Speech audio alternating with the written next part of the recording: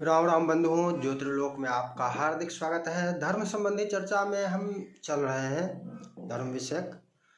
और यहाँ पर आपको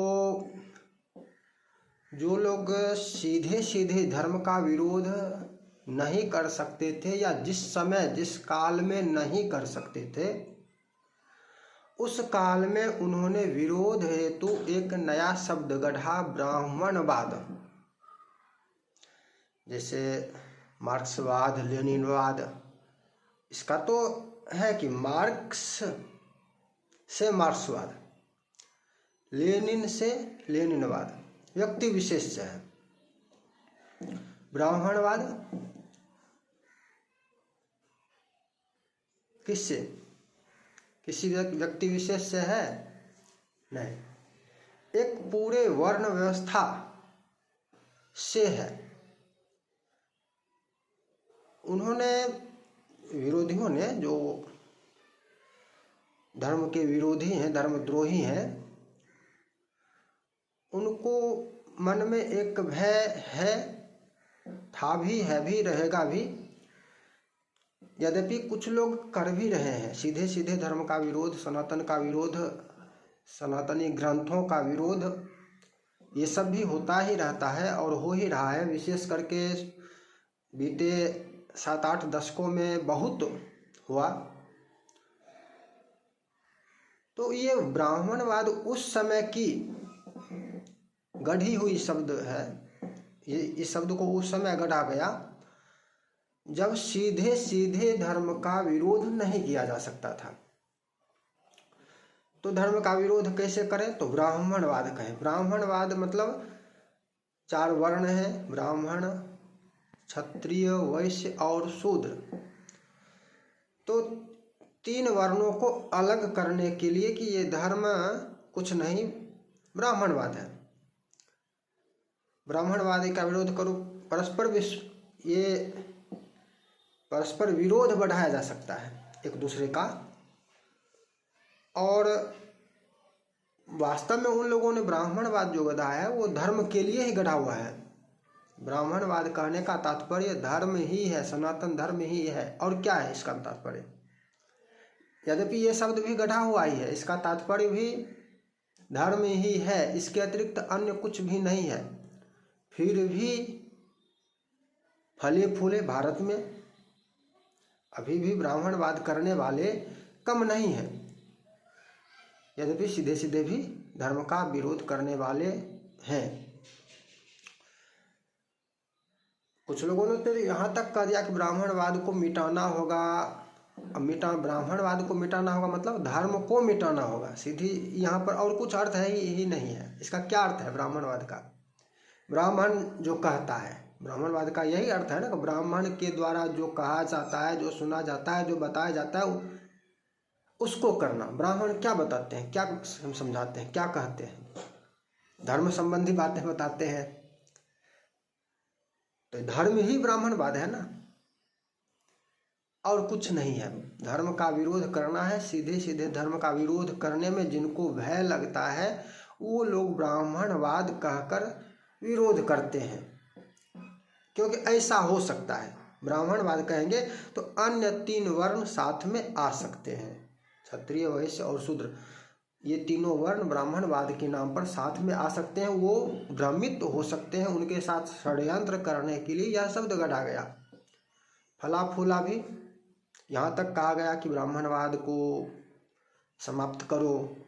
भारत के विकास के लिए ब्राह्मणवाद का समाप्त होना आवश्यक है। वस्तु स्थिति तो भिन्न है। यदि हम मान लेते हैं ब्राह्मणवाद शब्द को ही मान लेते हैं, धर्म से थोड़ा सा अलग करके समझते हैं कि हो सकता है मान लिया जाए, मान कर, तो ब्राह्मण क्या क्या करता है? क्या लूट करता है?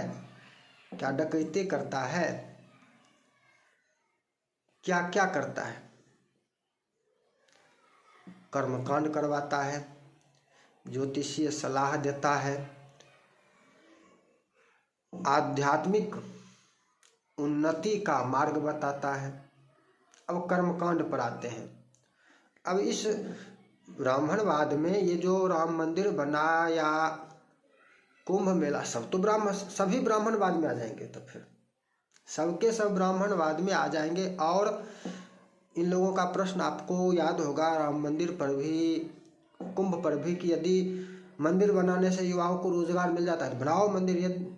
मतलब मंदिर बनाने से क्या रोजगार मिलेगा? मंदिर बनाने से यदि आर्थिक विकास हो जाए तो, अर्थव्यवस्था सुदृढ़ हो जाए तो बनाओ मंदिर। मतलब प्रश्न कि मंदिर बनाने से अर्थव्यवस्था को बल नहीं मिलेगा, कुंभ से रोजगार मिलेगा क्या, कुंभ से अर्थव्यवस्था बढ़ेगी क्या? इसका क्या तात्पर्य? वही तात्पर्य होता है। तो अर्थव्यवस्था का बहाना मुख्य रूप से बनाते हैं कि अर्थव्यवस्था को बल देना चाहिए, इन सब चीज़ों को बल नहीं देना चाहिए। और ब्राह्मणवाद में भी इसको रखा जाता है। ब्राह्मणवाद से अर्थव्यवस्था को कितना बल मिलता है इसको थोड़ा सा समझने का प्रयास करें। और आपके समक्ष भी कुछ लोग हो सकते हैं कि ब्राह्मणवाद कहने वाले हों, मिल जाए कभी ब्राह्मणवाद करने वाले, गिने चुने हैं अब, तो उनको उत्तर देना समझाना आवश्यक होता है। ब्राह्मणवाद भारत के अर्थव्यवस्था की रीढ़ है।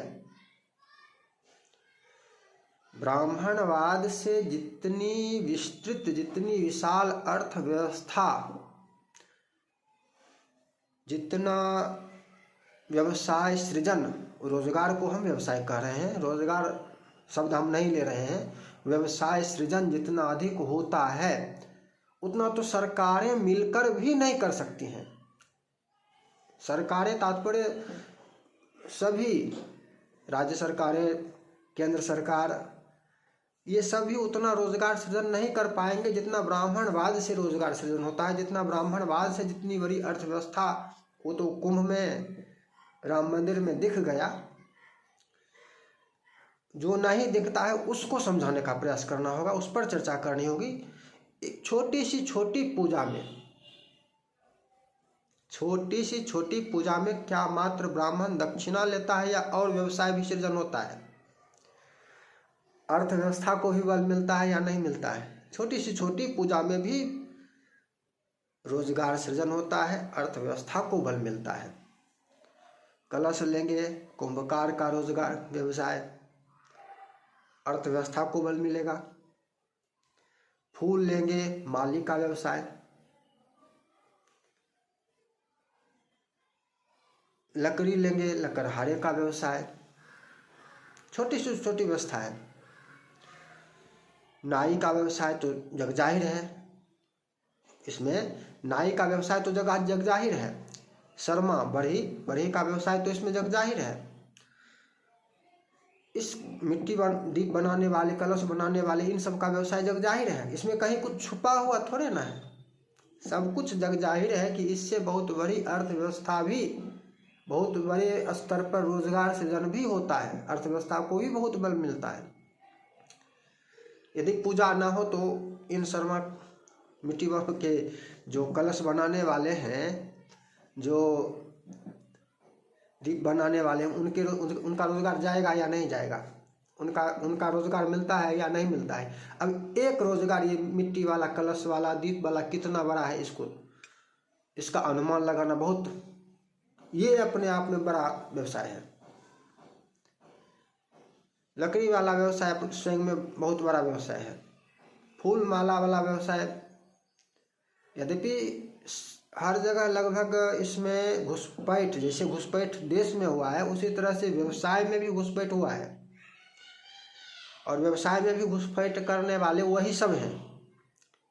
मंदिरों में पूजा के लिए आपने सुना होगा कि ठाकुर जी के वस्त्र वही लोग सिलते हैं, और मंदिर की कमेटी उसको कहिए कि कितनी बड़ी दोष की भागिनी बन रही है कि वो उससे खरीद भी रहे हैं, उसी से क्रय भी कर रहे हैं।